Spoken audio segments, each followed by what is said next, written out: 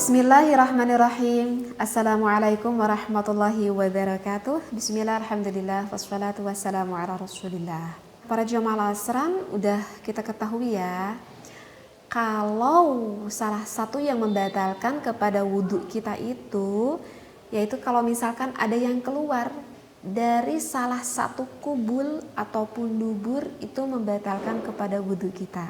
Mungkin itu udah sering dengar ya.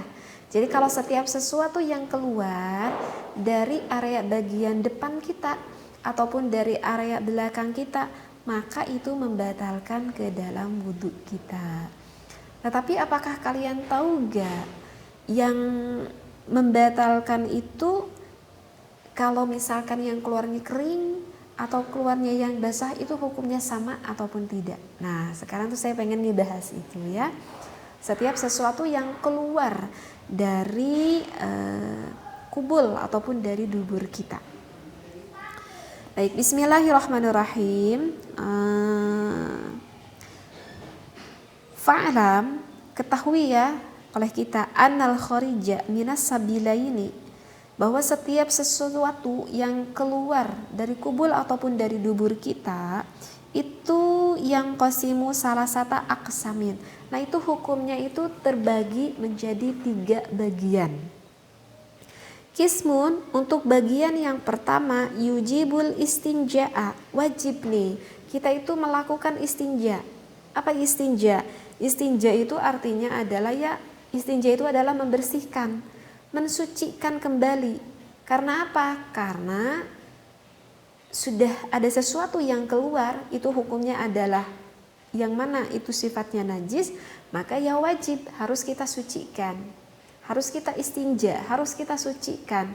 Kenapa harus kita sucikan? Ya karena kalau enggak suci nanti kita sholatnya enggak syah dong ya.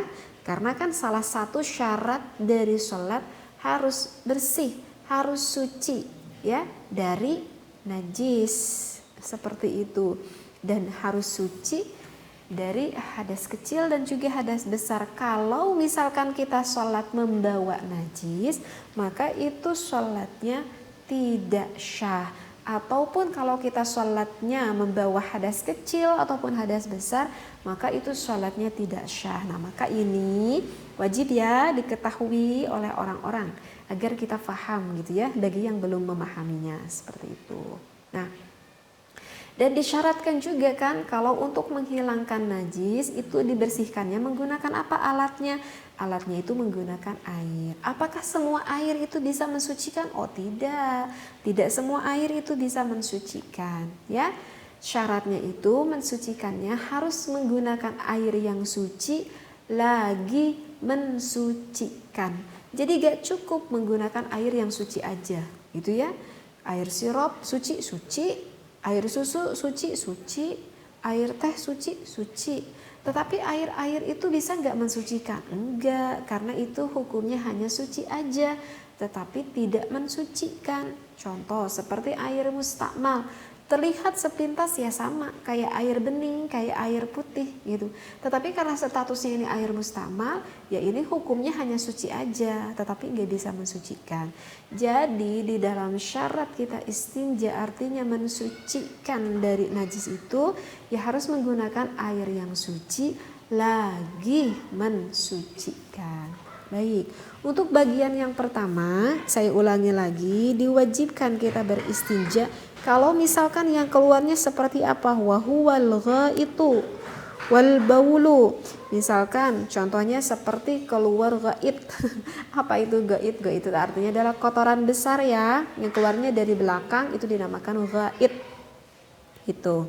Yang kedua wal baulu. Wal baulu itu adalah air pipis, air kencing ya, itu wajib untuk disucikan.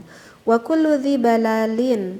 Pokoknya apa deh? Kharaja minas sabilaini. Pokoknya apa aja deh yang keluar dari lubang depan ataupun lubang belakang yang mana sifatnya itu adalah basah. Jadi kan ya bukan air kencing aja kan. Misalkan air madhi itu kan sama basah itu sama, Imam Syafi'i menghukuminya najis, harus disucikan. Seperti madhi, seperti wadhi, seperti rutoba, itu kan adalah salah satu yang mana keluarnya itu sifatnya basah.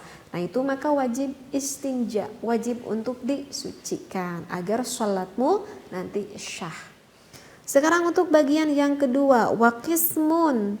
Nah untuk bagian yang kedua, la yujibul istinja. Nah ini sama, ada yang keluar tapi nggak mewajibkan untuk kita harus beristinja, harus disucikan, dibersihkan, nggak wajib. Contohnya seperti yang keluarnya apa? Wahuwa as-sautu warrihu. Misalkan yang keluarnya apa itu coba? Keluar sesuatu tetapi nggak basah apa? Ya benar, itu apa? Kalau misalkan kita kentut ya, mau kentut yang ada suaranya, mau yang gak ada suaranya, yang ujung-ujung tahu-tahu aja bau misalkan. Nah itu kalau kentut itu nggak mewajibkan, mesti keluar dari bagian depan ataupun belakang, itu tidak diwajibkan, harus dicuci, harus dibersihkan. Hanya saja orang tersebut jadi mempunyai hadas kecil, tapi nggak wajib harus dibersihkan. Untuk bagian yang kedua. Nah sekarang untuk bagian yang ketiga apa nih? Wal qismu tsalisu, dan untuk bagian yang ketiga ma ukhtulifa. Ini ada perbedaan pendapat ulama nih.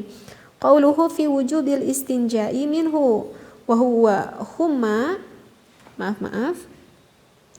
wa huwa makharaja minas sabilaini. Saya bacakan dulu ya. Minal a'yanil lati la balali ma'aha kadudi wal haso idza kharaja ya bisaini. Nah, untuk pendapat yang ketiga, maksud untuk bagian yang ketiga, kalau yang keluarnya itu kering. Nah, kalau yang keluarnya itu kering, maka itu ikhtilaf. Itu ada perbedaan pendapat ulama.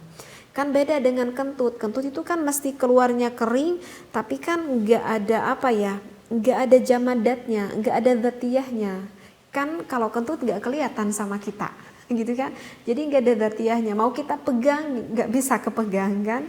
Nah makanya itu nggak wajib istinja, nggak wajib kita bersuci. Nah kalau yang ketiga ini itu yang keluarnya itu kering, nggak basah, tetapi ada dzatiyahnya terlihat oleh kita. Barusan dicontohkan misalkan seperti keluar cacing gitu ya. Seperti keluar ulat ya, maksudnya cacing deh gitu ya. Tahu kan kalau yang anak kecil suka ada anak kecil yang cacingan gitu ya. Nah cacingnya itu misalkan sifatnya itu kering gitu. Nah kalau misalkan keluar cacing dari bagian belakang dubur kita, itu sebetulnya wajib gak sih dibersihkan? Wajib gak sih istinja gitu? Ataupun seperti apa ya, keluar kerikil, batu-batu kecil misalkan. Nah itu kalau itu keluarnya yang kering itu ikhtilafiyah. Itu ada perbedaan pendapat ulama. Ada satu ulama yang mengatakan harus disucikan, artinya ya harus istinja.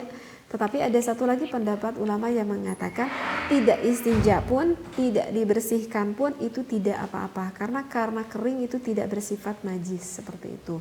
Jadi kalau untuk kita bagaimana ya itu kembalikan lagi kepada kita. Kita mau ikuti ulama yang lama. Mau dibersihkan ya mangga silahkan. Enggak dibersihkan pun itu tidak apa-apa. Karena ada referensinya dari ulama yang mengatakan bahwa karena ini sifatnya kering maka itu tidak mewajibkan untuk melakukan istinja seperti itu ya.